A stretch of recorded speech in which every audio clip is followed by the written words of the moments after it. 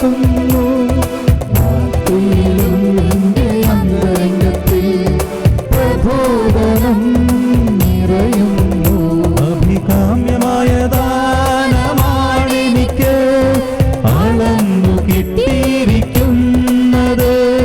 വിശിഷ്ടമായ അവകാശം എനിക്കു ലഭിച്ചിരിക്കുന്നു.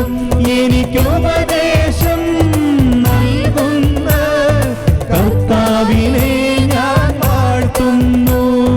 രാത്രിയിലും എൻ്റെ അന്തരംഗത്തിൽ പ്രബോധനം നിറയുന്നു. ദൈവമേ എന്നെ കാത്തുകൊള്ളണമേ. ഞാൻ ശരണം വച്ചിരിക്കുന്നു. ദൈവമേ എന്നെ കാത്തുകൊള്ളണമേ. ഞാൻ അങ്ങയിൽ ശരണം വച്ചിരിക്കുന്നു. കർത്താവെപ്പോഴും എൻ്റെ കൺമുൻപിലുണ്ട്. അവിടുന്ന് എൻ്റെ വലത്തുഭാഗത്ത് ഉള്ളത് കൊണ്ട് ഞാൻ കുലുങ്ങുകയില്ല.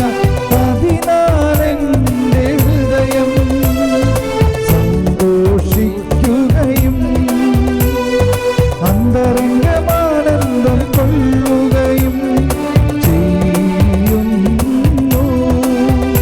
എൻ്റെ ശരീരം സുരക്ഷിതമായി വിശ്രമിക്കുന്നു.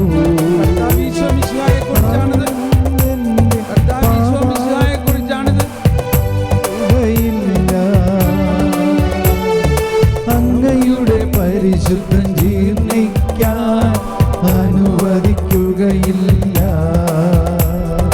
അങ്ങെനിക്കു ജീവന്റെ മാർഗം കാണിച്ചു തരുന്നു. അങ്ങയുടെ സന്നിധിയിൽ ആനന്ദത്തിൻ്റെ പൂർണ്ണതയുണ്ട്. അങ്ങയുടെ വലത്തു കൈയിൽ ശാശ്വതമായ സന്തോഷമുണ്ട്. ശാശ്വതമായ സന്തോഷമുണ്ട്. കർത്താവെപ്പോഴും എൻ്റെ കൺമുൻപിലുണ്ട്. അവിടുന്ന് എൻ്റെ വലതുഭാഗത്ത് ഉള്ളത് കൊണ്ടു ഞാൻ കുലുങ്ങുകയില്ല. അതിനാൽ എൻ്റെ ഹൃദയം സന്തോഷിക്കുകയും അന്തരംഗമാനന്ദം കൊള്ളുകയും ചെയ്യുന്നു. എൻ്റെ ശരീരം സുരക്ഷിതമായി വിശ്രമിക്കുന്നു. അവിടുന്ന് എന്നെ പാതാളത്തിൽ തള്ളുകയില്ല. അങ്ങയുടെ പരിശുദ്ധം ജീർണിക്കാൻ അനുവദിക്കുകയില്ല. ആരെക്കുറിച്ചാണ് ഈ പറയുന്നത്? ഈശോയെക്കുറിച്ച്. കണ്ടോ, സങ്കീർത്തനത്തിൽ ഈ സങ്കീർത്തനം മുഴുവനും ഈശോയെക്കുറിച്ചാണ്. എൻ്റെ ശരീരം സുരക്ഷിതമായിരിക്കുന്നു. എവിടെയാ സുരക്ഷിതമായിരിക്കണേ? കുഴിയിലാണ്. ഇവിടെയൊക്കെയാണ് നമ്മൾ നേരത്തെ പറഞ്ഞത് ശരീരം ഈശോയുടെ ശരീരവും ആത്മാവുമായിട്ട് അകന്നുവെങ്കിലും ശരീരം പോലും ഈശോയുടെ അഴുകുന്നില്ല. കാരണം അതാണ് ഈശോ എപ്പോഴും പറഞ്ഞത്, 3-ാം ദിവസം ഉയർത്തെഴുന്നേൽക്കും. ലാസറിൻ്റെ വീട്ടിൽ വന്നപ്പോൾ പറഞ്ഞു, ഇപ്പോൾ 4-ാം ദിവസമായി ശരീരം ജീർണിക്കാൻ ആരംഭിക്കുന്നു. 3-ാം ദിവസം കഴിഞ്ഞാലേ ശരീരം ജീർണിക്കാൻ ആരംഭിക്കുകയുള്ളൂ. അതുകൊണ്ടാണ് ഈശോ എപ്പോഴും പറയുന്നത്, 3-ാം ദിവസം ഞാൻ ഉയർത്തെഴുന്നേൽക്കും. അതായത് എൻ്റെ ശരീരം ജീർണിക്കില്ല. എന്തുകൊണ്ടെന്നാൽ ഈശോയുടെ ശരീരം ജന്മപാപമില്ലാത്ത ശരീരമാണ്, വിണ്ണിൽ നിന്ന് വന്നിരിക്കുന്ന ശരീരമാണ്. ഈശോയുടെ ശരീരം മനുഷ്യപ്രകൃതി തന്നെയാണെങ്കിലും ആ മനുഷ്യപ്രകൃതിയിൽ പാപം ഇല്ലാത്തതും ആ മനുഷ്യപ്രകൃതി ദൈവപുത്രൻ്റെ മനുഷ്യപ്രകൃതിയായിരിക്കുന്നത് കൊണ്ട് അത് ജീർണിക്കാൻ സാധ്യമല്ല. ആ മനുഷ്യപ്രകൃതിയിലുള്ള ദൈവത്വമാണ് ആ ശരീരത്തെ ഉയർപ്പിക്കുന്നത്. ഈശോ കുരിശിൽ കിടക്കുമ്പോൾ മനുഷ്യൻ്റെ പാപം മുഴുവനും തൻ്റെ ശരീരത്തിൽ ഏറ്റെടുക്കുക മാത്രമല്ല, രക്തം ചിന്തി മുഴുവൻ രക്തവും വാർന്നുപോയി. മുഴുവൻ രക്തവും വാർന്നു പോയോ? അവസാനത്തുള്ളി രക്തം ചങ്കിൽ കുത്തിയപ്പോൾ പോയോ ഇല്ലയോ? അപ്പോൾ ഈ അടക്കിയ ശരീരം എങ്ങനെയുള്ള ശരീരമാണ്? രക്തം ഒട്ടുമില്ലാത്ത ശരീരമാണ്. എന്നാൽ മൂന്നാം ദിവസം ഈശോ ഉയർത്തെഴുന്നേറ്റപ്പോൾ ആ ശരീരത്തിൽ പുതിയ രക്തമുണ്ടായോ? ഉണ്ടായി. അതാണ് ഉയർപ്പിൻ്റെ പ്രധാന രഹസ്യം. ഞാൻ ജ്ഞാനത്തിലേക്ക് പോകാൻ നോക്കിയിട്ട് പറ്റണില്ലല്ലോ. പക്ഷേ ഇപ്പോൾ വേറൊരു ഫിലോസഫിയാണ്, ഒരു നിറ്റ് ടുഗദറാണ് ഇല്ലേ? ഇങ്ങനെ കോർത്തിണങ്ങി പോവുകയാണില്ലേ? ജ്ഞാനത്തിൽ നിന്ന് നീതിയിലേക്ക് പോകുന്നു, വീണ്ടും തിരിച്ചു വരുന്നു, വീണ്ടും നീതിയിലേക്ക് പോകുന്നു, ഇങ്ങനെയാണ് ഇല്ലേ? ഇങ്ങനെ പോട്ടെ അല്ലേ? അല്ലോ, ഇതിലും പറയുന്നില്ലേ, രാത്രിയിലും അതായത് ഉറങ്ങുമ്പോഴും പ്രബോധനം പകരുന്നു. സുഖമായിട്ട് ഉറങ്ങിക്കോ. രാത്രിയിലും പ്രബോധനം പകരുന്നു. അതാണ് രാത്രിക്ക് വിജ്ഞാനം പകരുന്നു. ഇവിടെ പറയുന്ന വേറൊരു ആശയമാണ്, എൻ്റെ പാനപാത്രം കവിഞ്ഞൊഴുകില്ല എന്ന്. കണ്ടോ, ഞാൻ അത്രയ്ക്ക് വിശിഷ്ട അതിഥിയാണ്. അവിടെ പറയുന്ന മറ്റൊരു കാര്യം ഇതാണ്, കർത്താവാണെൻ്റെ ഓഹരിയും പാനപാത്രവും അഭികാമ്യമായ ദാനമാണെനിക്ക് അളന്നു കിട്ടിയിരിക്കുന്നത്. എന്തോരം പ്രതീകങ്ങളാണ് ഇവിടെ ഇല്ലേ? ഓഹരി ഒരു പ്രതീകമാണ്, പാനപാത്രം ഒരു പ്രതീകമാണ്, അഭികാമ്യമായ ദാനം എന്നതാ ഈ ധ്യാനം, അളന്നു കിട്ടിയിരിക്കുന്നത്. കംപ്ലീറ്റ് പ്രതീകങ്ങളാണ്, അതിനെല്ലാം വലിയ അർത്ഥമാണ്. ഇപ്പം നമ്മൾ 5 മക്കളുണ്ട്, അപ്പന് 5 ഏക്കർ സ്ഥലമുണ്ട്. നമ്മുടെ ഓഹരി എത്രയാണ്? 1 ഏക്കർ. ഇത് അളന്ന് കിട്ടുമോ ഇല്ലയോ? അതാണ്, അളന്ന് കിട്ടൂലേ? അപ്പോൾ അപ്പൻ പറയാണ്, നീ അമേരിക്കയിൽ കിടന്നാലൊന്നും ഇത് കിട്ടുമൊന്നുമില്ല, നീ ഇവിടെ വന്നാൽ ഞാൻ ഇത് അളന്ന് നിൻ്റെ പേരിലാക്കി തരികയാണ്. ഞാൻ മരിക്കാറായി, അതുകൊണ്ട് ഞാൻ ബില്ല് എഴുതി വെച്ചിട്ടുണ്ട്. ഞാൻ മരിച്ചു കഴിഞ്ഞിട്ട് പിന്നെ നീ വന്നിട്ട് എനിക്ക് അത് കിട്ടില്ല ഇത് കിട്ടില്ല എന്നൊന്നും പറഞ്ഞു വിടത് വല്ല ഉണ്ടാക്കരുത്, അതുകൊണ്ട് നീ വായോ. അപ്പോൾ എനിക്ക് വരാൻ സമയമില്ല എന്ന് പറഞ്ഞാൽ എന്തു ചെയ്യും? അമേരിക്കയിൽ കൊണ്ടുവന്ന് തരാൻ പറ്റുമോ അത്? അങ്ങനെ അവസാനം തീരുമാനിച്ചു, വന്നിട്ട് ദേ അളവുകാരനെ വിളിച്ചു, ചങ്ങല കുത്തി അടഞ്ഞ് കുത്തിയടിച്ച് അളന്ന്. അതാണ് അളന്ന് കിട്ടുക എന്ന് പറഞ്ഞാൽ മനസ്സിലായില്ലേ? ഇത് എല്ലാവർക്കും മനസ്സിലാവുന്ന ഒരിതാണ്. പക്ഷേ മനസ്സിലാകാത്ത എന്താണ്? അഭികാമ്യമായ ദാനമാണ് എനിക്ക് അളന്നു കിട്ടിയിരിക്കുന്നു. എന്താണ് ഈ അഭികാമ്യമായ ദാനം? കർത്താവാണെൻ്റെ ഓഹരിയും. കണ്ടോ, ഈ ഓഹരി ആരാണ്? ഈ ഓഹരി കർത്താവ് തന്നെയാണ് എന്ന് പറഞ്ഞാൽ അതിനകത്തേക്ക് ഇപ്പോൾ പോകാൻ പറ്റില്ല. പരിശുദ്ധാത്മാവേ സഹായിക്കണേ. ഓക്കെ, വേറൊരുത്തിൽ അവതരിപ്പിക്കാം. കർത്താവ് അനന്തനാണ്. അനന്തൻ ഇല്ലേ? ഇൻഫിനിറ്റ് എന്നുള്ളതിന് അനന്തത എന്നല്ലേ? കർത്താവ് അനന്തതയാണ്. ആ അനന്തത എന്നത് വലിയൊരു സത്യമാണത്. ഇൻഫിനിറ്റ്.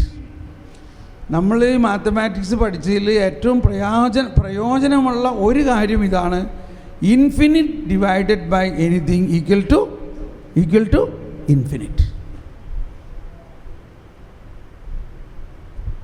ബാക്കിയുള്ളതൊക്കെ നോട്ടെണ്ണാനുള്ള കാര്യങ്ങളാണ്. ഈ ഒരു കാര്യം മാത്രം വളരെ വ്യത്യസ്തമാണ്. ഞാനത് ഇപ്പോഴും ഓർക്കുന്നുണ്ട്. ക്ലാസ്സിൽ ചോക്ക് കൊണ്ടൊക്കെ എഴുതിയേക്കണത് infinite divided by 100 equal to infinite.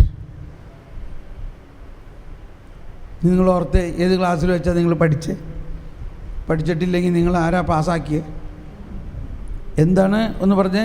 Infinite divided by anything equal to infinite. അതായത് നിത്യതയാർന്ന ആ ഇൻഫിനിറ്റിൻ്റെ ഒരംശമുണ്ടെങ്കിലും അതിന് എത്ര കൊണ്ട് 1000 10,000 കൊണ്ട് ഹരിച്ചാലും കിട്ടുന്നത് എന്തായിരിക്കും? ഇൻഫിനിറ്റാണ്. ഇനി ഈ അർത്ഥത്തിൽ ഈ അളവൊന്ന് അളന്ന് നോക്കാം നമുക്ക്. നമ്മുടെ അപ്പന് 5 ഏക്കർ സ്ഥലമുണ്ട്, നമ്മൾ 5 മക്കളുണ്ടെങ്കിൽ നമ്മുടെ നാട്ടുനടപ്പനുസരിച്ച് മാനുഷിക ബുദ്ധി അനുസരിച്ച് ഭൗതിക തലത്തിൽ നോക്കുമ്പോൾ ഒരാൾക്ക് 1 ഏക്കറാണ് കിട്ടുന്നത്. ഇനി ഈ 5 ഏക്കർ എന്ന് പറയുന്നത് ഇൻഫിനിറ്റ് ആണെങ്കിൽ നമുക്ക് അളന്ന് കിട്ടുമ്പോൾ എത്ര കിട്ടും? ഇൻഫിനിറ്റ് എന്ന് പറഞ്ഞാൽ ഇപ്പോൾ നമ്മുടെ അപ്പന് 5 ഏക്കർ സ്ഥലമുണ്ട്. ആ 5 ഏക്കർ ഇൻഫിനിറ്റാണ്. 5 മക്കളുണ്ട്. അപ്പോൾ ഓരോരുത്തർക്കും എത്ര ഏക്കർ കിട്ടും? 5 ഏക്കർ കിട്ടും. അതെങ്ങനെയാ? 15-25 ഏക്കർ ഉണ്ടോ? അതാണ് അഭികാമ്യമായ ദാൻ. കർത്താവാണ്. അതാണ് കർത്താവിൻ്റെ അളവ്. കർത്താവിന് അതല്ലാണ്ട് കൊടുക്കാൻ പറ്റുമോ? അങ്ങനെ ഒരു ബോധ്യമാണ്, അങ്ങനെ ഒരു വിശ്വാസത്തിനാണ് ഈ പൗലോസ്ലീഹ പറയുന്നത്, നിങ്ങൾ മാനുഷിക ജ്ഞാനത്തിൻ്റെ അടിസ്ഥാനത്തിലല്ല നമ്മുടെ വിശ്വാസം, മറിച്ച് ദൈവിക ശക്തിയാണ്. ദൈവവും ദൈവത്തിൽ നിന്ന് ലഭിക്കുന്നതെല്ലാം ഇൻഫിനിറ്റാണ്.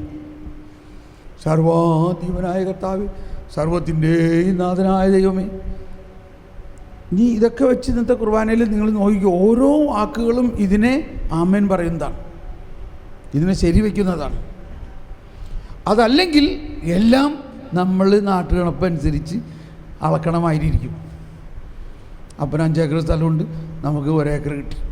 എന്നാൽ നമ്മുടെ വല്യപ്പന്, നമ്മുടെ കർത്താവിന് സ്വത്തും സമ്പത്തും അസ്തിത്വവും ഇൻഫിനിറ്റ് ആണെങ്കിൽ ആ ഇൻഫിനിറ്റ് ആയ ദൈവത്തിൽ നിന്നും നമുക്ക് കിട്ടുന്ന ഓഹരി എന്താണ്? ഇൻഫിനിറ്റ് തന്നെയാണ്. കർത്താവാണെൻ്റെ ഓഹരിയും പാനപാത്രവും കണ്ടോ? എൻ്റെ ഭാഗധേയമാവിടുത്തെ കരങ്ങളിലാണ്. ഒന്നങ്ങ് വിശ്വസിച്ചേ, കർത്താവിന് അതിൽ നിന്ന് ഒരു പൊടി പോലും കുറയ്ക്കാൻ പറ്റില്ല. അതാണ് കർത്താവിൻ്റെ അസ്തിത്വത്തിൻ്റെ പ്രത്യേകത.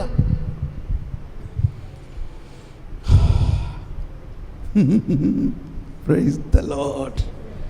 ഈ അർത്ഥത്തിൽ ആണ് ഈശോ പറഞ്ഞത്, നിനക്ക് ഒരു കടുക് മണിയോളം വിശ്വാസമുണ്ടെങ്കിൽ എന്ന് പറയുന്നതിൻ്റെ അർത്ഥം.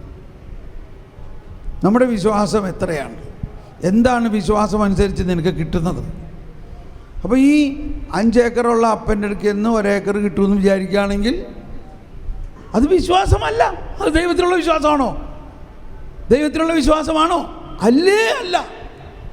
ദൈവത്തിൽ വിശ്വസിക്കുന്നു എന്ന് പറഞ്ഞാൽ ദൈവത്തിനുള്ളതെല്ലാം വിശ്വസിക്കുന്ന എൻ്റെ അവകാശമാണ്.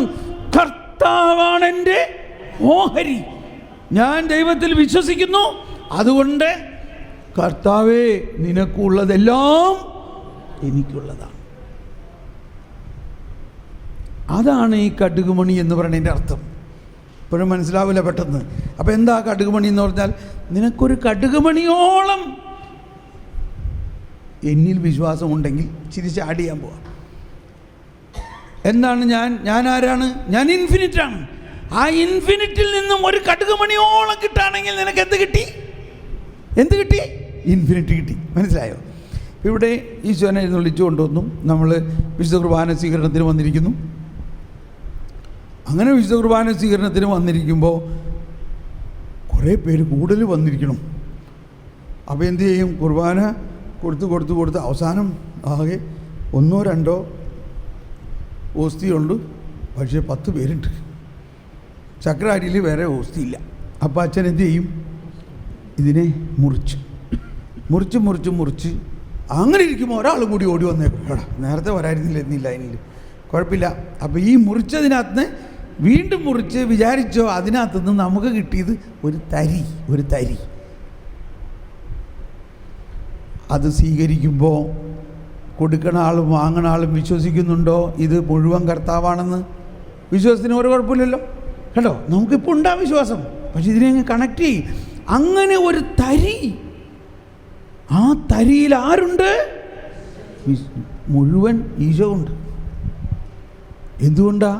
അതാണ് കുർബാനയിൽ വലിയ ഈശോനെ വാഴ്ത്തി, പക്ഷെ നമുക്ക് തരുന്നത് ആ വലിയ ഈശോനെ അല്ല, നമുക്കതിൻ്റെ ഒരു കഷ്ണമാണ് തരുന്നതെങ്കിലും അതിൽ മുഴുവനും ദൈവമുണ്ട്. എന്തുകൊണ്ടാ? ദൈവം ഇൻഫിനിറ്റാണ്. ആ ഇൻഫിനിറ്റായ ദൈവത്തിനെ മുറിച്ചാലും ഇൻഫിനിറ്റ് തന്നെയാണ്. അങ്ങനെയുള്ള ഒരു വിശ്വാസത്തിനെയാണ് ഈശോ പറയുന്നത്, നിനക്കൊരു കടുകുമണിയോളം വിശ്വാസമുണ്ടെങ്കിൽ ഈ മലയോട് മാറാൻ പറഞ്ഞാൽ മാറും എന്ന് പറയണതിൻ്റെ അർത്ഥം, നീ ദൈവത്തിൽ വിശ്വസിക്കുന്നുണ്ടെങ്കിൽ ആ വിശ്വാസത്തിൻ്റെ ഉള്ളടക്കം ഇതാണ്: വിശ്വസിക്കുന്നവനിൽ പൂർണ്ണമായും ദൈവം വസിക്കുന്നു. പകുതിയായിട്ടല്ല, പൂർണ്ണമായി. Praise the Lord, praise the Lord. നിങ്ങളിൽ പൂർണ്ണമായും ദൈവം വസിക്കുന്നോ? ദൈവം പൂർണ്ണമായിട്ട് നമ്മളിലുണ്ടോ? ഉണ്ട്. കർത്താവാണെൻ്റെ ഓഹരിയും പാനപാത്രവും. അതാണ്, പാനപാത്രം കവിഞ്ഞൊഴുകും, അത്രയ്ക്ക് നിറഞ്ഞു തരും. കാരണം അത്രയ്ക്ക് വലിയ അതിഥിയാണ് നീ എൻ്റെ വാത്സല്യഭാചനമാണ്, നീ എൻ്റെ ഓമനക്കുട്ടനാണ്. നിനക്ക് ഞാൻ എത്രത്തോളം തരും? എന്നെ തന്നെ നിനക്ക് തരും. അതിനു വേണ്ടിയാണ് ഞാൻ വന്നത്, അതിനു വേണ്ടിയാണ് ഞാൻ മരിക്കുന്നത്.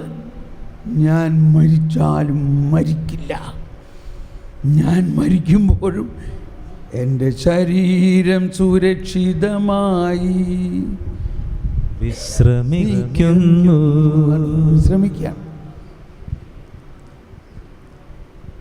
അവിടുന്നെന്നെ പാതാളത്തിൽ തള്ളുകയില്ല. പാതാളം എന്ന് പറയുന്നത് നരകമല്ല. പാതാളം എന്ന് പറയുന്നത് മരിച്ചവരുടെ വാസസ്ഥലമാണ്. ആ പാതാളത്തിൽ തള്ളില്ല. അവിടുന്ന് അവിടത്തെ പരിശുദ്ധൻ, അങ്ങയുടെ പരിശുദ്ധൻ ജീർണിക്കാൻ അനുവദിക്കുകയില്ല. വീണ്ടും ചിന്തിക്കുക, മാതാവും ഔസപിതാവും ഈശോയും ഈ സങ്കീർത്തനങ്ങൾ ഇങ്ങനെ പാടി നടക്കുകയാണ്. ഈശോ, ഞാൻ അനിമേഷൻ ഫിലിംസ് ഉണ്ടാക്കുന്നതിൽ ഈശോയുടെ ബാല്യകാലത്തെ ചിത്രങ്ങൾ ഉണ്ടായിക്കൊണ്ടിരിക്കുകയാണ്. അപ്പോഴെല്ലാം ഞാൻ ഇത് അതുമായിട്ട് കണക്ട് ചെയ്യാണ്. ഈശോ സങ്കീർത്തനങ്ങൾ പാടുമ്പോൾ മാതാവ് പഠിപ്പിക്കുകയാണ്, ഈ സങ്കീർത്തനം ഇന്നാളിങ്ങനെ പാടുന്നതൊക്കെ പഠിപ്പിക്കുമ്പോൾ ഈശോ മാതാവിനോട് ഇങ്ങനെയും പഠിപ്പിക്കുകയാണ്. അമ്മയ്ക്ക് അറിയോ ഇത് ആരെക്കുറിച്ചാണ് പറയണമെന്ന്? അങ്ങനെ അവർ തമ്മിൽ ചർച്ച ചെയ്യാണ്. ചെയ്തൂടെ? ഇതൊക്കെ ഞാൻ എഴുതണമെന്നുണ്ടെങ്കിൽ ഇതൊക്കെ എനിക്ക് വെളിപ്പെടുത്തി കിട്ടിയിട്ടാണ് എൻ്റെ സ്ക്രിപ്റ്റ് എഴുതുന്നത്. ഈ അനിമേഷൻ ഫിലിമൊക്കെ നിങ്ങൾ കാണണം, യൂട്യൂബിലുണ്ട് അതെല്ലാം. അത് എഴുതുന്ന സമയത്താണ് ഇങ്ങനെയുള്ള ഒരുപാട് വെളിപ്പെടുത്തലുകൾ എനിക്ക് കിട്ടുന്നത്. അപ്പം ഈശോ ബാല്യകാലത്ത് ഇതെല്ലാം പാടുന്ന സമയത്ത് തന്നെ ഇതിൻ്റെ ഒരു മുൻ ആസ്വാദനത്തിലാണ് ഈശോ പാടുന്നത്. മുൻ ആസ്വാദനം. ഓക്കെ, തൽക്കാലം ഇവിടെ നിൽക്കട്ടെ. വേറെ കുറേ കാര്യങ്ങൾ പറയാനുണ്ട്, അതിപ്പോൾ പറയണ്ട, കുറച്ചുകൂടി കഴിഞ്ഞിട്ട് പറയാം. നമ്മൾ വീണ്ടും ജ്ഞാനത്തിലേക്ക് പോവുകയാണ്. ഇപ്പോൾ നമ്മൾ ആ പൗലോസ്ലീഹയുടെ കൊരിന്ത്യോസുകാർക്ക് ഈ ലേഖനത്തിൽ 2-ാം അധ്യായത്തിൽ പറഞ്ഞിരിക്കുന്നതിൻ്റെ അവസാന ഭാഗം ഇതാണ്: ദൈവം തന്നെ സ്നേഹിക്കുന്നവർക്കായി ഒരുക്കി വച്ചിരിക്കുന്നത് കണ്ണുകൾ കാണുകയോ ചെവികൾ കേൾക്കുകയോ മനുഷ്യ മനസ്സ് ഗ്രഹിക്കുകയോ ചെയ്തിട്ടില്ല. എന്നാൽ നമുക്ക് ഇവയെല്ലാം ആത്മാവ് മുഖേന വെളിപ്പെടുത്തി തന്നിരിക്കുന്നു. കണ്ടോ? എന്തുകൊണ്ടാ? എന്തെന്നാൽ ഇത് നമുക്കുള്ളതാണോ? നിങ്ങൾ ദൈവത്തെ സ്നേഹിക്കുന്നുണ്ടോ? ഇതിന് ഉത്തരം നിങ്ങൾ പറയാൻ പോണ ഇതാണ്: സ്നേഹിക്കുന്നുണ്ടോന്നോ? നമ്മൾ ദൈവ മക്കളാണ്. സ്നേഹിക്കുന്നുണ്ടോന്നോ? നമ്മൾ ദൈവമക്കളാണ്. ഇനി കൂടുതൽ ഞാനിങ്ങനെ പറയും, നമ്മൾ ആരാണ്? ദൈവമക്കൾ. ഈ ഒരു അവബോധമാണ് ജ്ഞാനം. നമ്മൾ ജ്ഞാനസ്നാനം സ്വീകരിച്ചു, പാപിയായിരുന്നു. നമ്മൾ വിശ്വാസ പ്രമാണത്തിൽ എന്താ പറയുന്നത്? വിശ്വാസ പ്രമാണത്തിൽ എന്താ പറയുന്നത്? പാപങ്ങളുടെ മോചനത്തിലും ശരീരത്തിന്റെ അതിനു മുമ്പ് പാപമോചനം നൽകുന്ന മാമോദീസായിൽ വിശ്വസിക്കുന്നു എന്ന് പറയുന്നില്ല. അതിന് മുമ്പത്തെ സെൻറ്റൻസ് എന്താ? പുണ്യാന്മാരുടെ ഐക്യത്തിലും പാപങ്ങളുടെ മോചനത്തിലും. പാപങ്ങളുടെ മോചനത്തിൽ നിങ്ങൾ വിശ്വസിക്കുന്നുണ്ടോ? ആര് നിങ്ങളുടെ പാപം മോചിക്കും? ആര് മോചിക്കും? ഈശോ. വിശ്വസിക്കുന്നുവോ? അപ്പം എന്തുകൊണ്ടാണ് ഈശോ പാപം മോചിച്ചത്? അതൊക്കെയാണ് ഇനി പിന്നീട് നമുക്ക് പഠിക്കാനുള്ളത്. അപ്പോഴാണ് ദൈവനീതിയെക്കുറിച്ചൊക്കെ വരുന്നത്. അപ്പോൾ നമ്മൾ ദൈവത്തെ സ്നേഹിക്കുന്നവർ എന്ന് മാത്രം പറഞ്ഞാൽ പോരാ, നമ്മളിപ്പോൾ ആരാണ്? ദൈവമക്കളാണ്. അങ്ങനെയുള്ളവർക്ക് ദൈവം കർത്താവാണെൻ്റെ ഓഹരിയും പാനപാത്രവും. അപ്പോൾ ദൈവത്തെ സ്നേഹിക്കുന്നവർക്ക് ദൈവം ഒരുക്കിയിരിക്കുന്നത് അത്രയ്ക്ക് വലിയൊരു നിധിയാണ്. കണ്ണ് കാണുകയോ കാത് കേൾക്കുകയോ മനുഷ്യ മനസ്സ് ഗ്രഹിക്കുക പോലും ചെയ്യാത്ത വലിയ എന്തോ ഒന്നാണ്. എന്നാൽ അത് ആത്മാവ് മുഖേന നമുക്ക് വെളിപ്പെടുത്തി തന്നിരിക്കുന്നു. അടുത്ത വചനം വായിച്ചെല്ലാവരും. എന്തെന്നാൽ ആത്മാവ് എല്ലാ കാര്യങ്ങളും ദൈവത്തിന്റെ നിഗൂഢ രഹസ്യങ്ങൾ പോലും അന്വേഷിച്ച് കണ്ടെത്തുന്നു എന്ന് പറഞ്ഞെല്ലാവരും. ആത്മാവ് എല്ലാ കാര്യങ്ങളും ദൈവത്തിന്റെ നിഗൂഢ രഹസ്യങ്ങൾ പോലും അന്വേഷിച്ച് കണ്ടെത്തി നമുക്ക് പറഞ്ഞു തരുന്നു. ഒരു സീക്രട്ട് സർവീസ് മാതിരിയാണ്. ദൈവത്തിൻ്റെ രഹസ്യങ്ങൾ ആത്മാവ് കണ്ടെത്തി ആർക്ക് പറഞ്ഞു തരുന്നു? നമുക്ക് പറഞ്ഞു തരുന്നു. വേണോ? അതാണ് നിഗൂഢമായ കാര്യങ്ങൾ. Praise the Lord. നമുക്ക് ഇച്ചിരി നേരത്തെ കുർബാന തുടങ്ങിയാലോ? വെച്ചോ, ഞായറാഴ്ചയല്ലേ. അച്ഛൻ എന്തെങ്കിലും കൂടുതൽ പ്രസംഗിക്കാനും പാടാനും ഒക്കെ ഉണ്ടെങ്കിലോ നമുക്കൊരു സമയം അച്ഛന് വിഷമിക്കേണ്ട. അതുകൊണ്ട് നമ്മൾ അധികം താമസിയാതെ കുർബാന ആരംഭിക്കാം. നമുക്കൊന്ന് ഇന്ന് അർപ്പിക്കാൻ പോകുന്ന ഈ കുർബാനയെക്കുറിച്ച് ഒന്നുകൂടി നമുക്ക് ചിന്തിക്കുക. ഇന്ന് നമുക്ക് കിട്ടാൻ പോകുന്നത് കണ്ണ് കാണാത്തതും കാത് കേൾക്കാത്തതും മനുഷ്യ മനസ്സിന് ചിന്തിക്കുക പോലും ചെയ്യാൻ പറ്റാത്ത അത്രയ്ക്ക് വലിയൊരു നിധിയാണ്. നമ്മുടെ പാപങ്ങളെല്ലാം ഈ കുർബാനയിലൂടെ തന്നെ ക്ഷമിക്കപ്പെടുന്നു. ഇത് വിശ്വസിക്കുന്നുവോ? ഉടനെ വന്ന് ചോദിക്കരുത് അപ്പോൾ കുമ്പസാരത്തിന് അർത്ഥം എന്താണെന്ന്. എല്ലാവരുടെയും പ്രയാസം ഇതാണ്. അപ്പോൾ ശുദ്ധീകരണ സ്ഥലത്തിന് പോകില്ലേ? ഇത്രയേ ഉള്ളൂ ചോദ്യം. രണ്ട് കാര്യമുള്ളൂ നമുക്ക് ചോദ്യം. ശുദ്ധീകരണ സ്ഥലത്തിൽ പോകുമോ? ഇവിടെ ശുദ്ധീകരണ സ്ഥലത്തിൽ പോകാൻ വേണ്ടിയാണോ കുർബാന? സ്വർഗത്തിൽ പോകാൻ വേണ്ടിയാണോ? എവിടെ നിങ്ങൾക്ക് പോകേണ്ടത് പറയും? ഈ കുർബാനയിൽ മുഴുവനും പറയണത് നിങ്ങൾ സ്വർഗത്തിൽ പോകുന്നു. ഇനി ഇത് പറഞ്ഞുകൊണ്ട് തോമസ് പോൾ ശുദ്ധീകരണ സ്ഥലം ഇല്ല എന്ന് പറഞ്ഞെന്ന് പറയരുത്. ഞാൻ പറയണില്ല ശുദ്ധീകരണ സ്ഥലം. എന്താണ് ശുദ്ധീകരണ സ്ഥലം? അത് പിന്നീട് പഠിക്കാം നമുക്ക്. പക്ഷെ ഇപ്പം നിങ്ങൾ ശുദ്ധീകരണ സ്ഥലത്തിൽ പോകാൻ വേണ്ടി അല്ല കുർബാന. എവിടെ പോകാൻ വേണ്ടിയാണ്? സ്വർഗത്തിൽ. നിൻ്റെ വിശ്വാസം പോലെ നിനക്ക് സംഭവിക്കും. അതുകൊണ്ട് തൽക്കാലം ശുദ്ധീകരണ സ്ഥലം അവിടെ നിൽക്കട്ടെ. നമ്മൾ നേരെ സ്വർഗത്തിൽ പോകാനുള്ള പണി നോക്ക്. എന്താ പറയണത്? എൻ്റെ ശരീരം പഠിച്ച് എൻ്റെ രക്തം പാനം ചെയ്തവൻ വിധിയിൽ വീഴാതവനെ ഞാൻ അന്തിമ ദിവസം ഉയർപ്പിക്കും. ഇത് വേണോ? വിധി വേണോ നിങ്ങൾക്ക്? ഈ വിശുദ്ധ കുർബാനയിൽ അർപ്പിക്കുന്ന ആളെ, വിശുദ്ധ കുർബാനയിൽ പങ്കുകൊള്ളുന്ന ആർക്ക് ഇനി വിധിയില്ല. ഇതൊക്കെ പുതിയത് കേൾക്കണാണോ? ഇത് കർത്താവ് ഈശോ എല്ലാ ദിവസവും പറയുന്ന കാര്യമല്ലേ? ഞാൻ പുതിയതായിട്ട് പറയണതാണോ? ഞാനിത് തന്നെ വിശ്വസിക്കുന്നത്. ആർക്കെന്നെ വിധിക്കാൻ പറ്റും? ഞാൻ ആരുടെ മകനാണ്? ദൈവത്തിൻ്റെ മകൻ. എൻ്റെ പാപങ്ങളെല്ലാം കർത്താവ് ഈശോ കുരിശിലേറ്റി എൻ്റെ വിധിയും എൻ്റെ ശിക്ഷയെല്ലാം കർത്താവ് ഈശോ എടുത്തു. അതാണ് റോമർ 8:1 പറയുന്നത്. ഇനി യേശുക്രിസ്തുവിനോട് ഐക്യപ്പെട്ടിരിക്കുന്നവർക്ക് ശിക്ഷാവിധിയില്ല. വിശ്വസിക്കാൻ പറ്റണില്ല അല്ലേ? വിശ്വസിക്കാൻ പറ്റുന്നില്ല. കാരണം നമ്മുടെ ഉള്ളിൽ ഭീതി കലർന്ന യുഗാന്ത്യമാണ് കിടക്കണേ. അതിനെ ഈ കുർബാനയിൽ ഓരോ പ്രാർത്ഥന നിങ്ങൾ ശരിക്കും ശ്രദ്ധിച്ച് പ്രാർത്ഥിക്കും. ഇന്ന് അതിൻ്റെ ഒരു രൂപാന്തരീകരണം നടക്കണം. ഭീതി കലർന്ന കുർബാനയല്ല ഇവിടെ നടക്കാൻ പോകുന്നത്, പ്രീതി കലർന്ന കുർബാനയാണ് എന്നുള്ള ബോധ്യത്തിൽ ഈ ഒറ്റ കുർബാനയിലൂടെ നിങ്ങൾ സ്വർഗത്തിലാവും. കുമ്പസാരം ഉണ്ടാട്ടോ ഇല്ല എന്ന് പറയണില്ല, അതിന് കാരണങ്ങളുണ്ട്, അത് നമ്മൾ പഠിക്കണം. പക്ഷേ അതെല്ലാം ഈ കുർബാനയിൽ നിന്നാണ് ഉത്ഭവിക്കുന്നത്. കുർബാനയാണ് ക്രിസ്തീയ ജീവിതത്തിൻ്റെ ഉച്ചകോടിയും ഉറവിടവും ഉച്ചകോടിയും. ആ ബോധ്യത്തിൽ നമുക്ക് ബലിയർപ്പണത്തിന് ഒരുങ്ങാം. Thank you.